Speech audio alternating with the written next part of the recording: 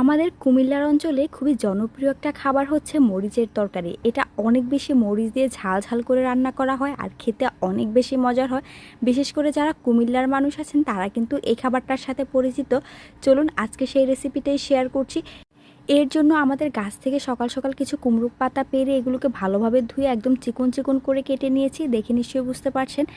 শাকগুলো কাটা হয়ে গেলে এখন এর মধ্যে দিয়ে দিচ্ছি ছোটো আলু, এগুলোকে 4 ভাগ করে কেটে নিচ্ছি। একইভাবে এখানে আমি বেগুন, মিষ্টি আলু আর বড় গোলা আলুও কেটে নিয়েছি। অন্যদিকে চুলায় একটা কড়াই বসিয়ে এর মধ্যে কিছু শিমের বিচি টেলে নিচ্ছি, একইভাবে কিছু ছোলা বুটের ডালকেও টেলে এখন এগুলোকে ভালো করে আমি পানিতে ভিজিয়ে নিয়েছিলাম আর শিমের বিচিগুলো কিন্তু খোসা ছাড়িয়ে নিয়েছি। অন্যদিকে সমস্ত কেটে রাখা সবজিগুলো ভালো করে ধুয়ে একটা পাতিলে নিয়ে এর মধ্যে দিয়ে দিচ্ছি মরিচের পেস্ট। আমি 100 গ্রামের মতো কাঁচামরিচ ভালো করে ব্লেন্ডারে পেস্ট করে নিয়েছি আর এর মধ্যে দিয়ে দিচ্ছি 1 টেবিল চামচের মতো রসুন বাটা, 1 টেবিল চামচ আদার বাটা, স্বাদ অনুযায়ী লবণ, হলুদের গুঁড়া 1 চা চামচ, মরিচের গুঁড়া দিয়ে দিচ্ছি 1 চা চামচের মতো, ধনিয়ার গুঁড়া দিয়ে দিচ্ছি 1 চা চামচের মতো। আপনারা কিন্তু মশলার পরিমাণটা বাড়িয়ে কমিয়ে ব্যবহার করতে পারবেন আপনাদের যতটুকু প্রয়োজন হয়।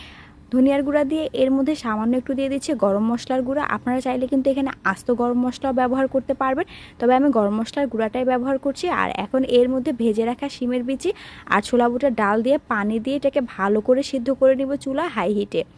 অলমোস্ট 20 মিনিটের মতো সিদ্ধ করার পরে দেখুন সবগুলো সবজি কিন্তু ভালোভাবে সিদ্ধ হয়ে গিয়েছে। আমি আপনাদেরকে একটু কাছ থেকেই দেখিয়ে দিচ্ছি, দেখুন প্রত্যেকটা উপকরণ একসাথেই মিশে গিয়েছে।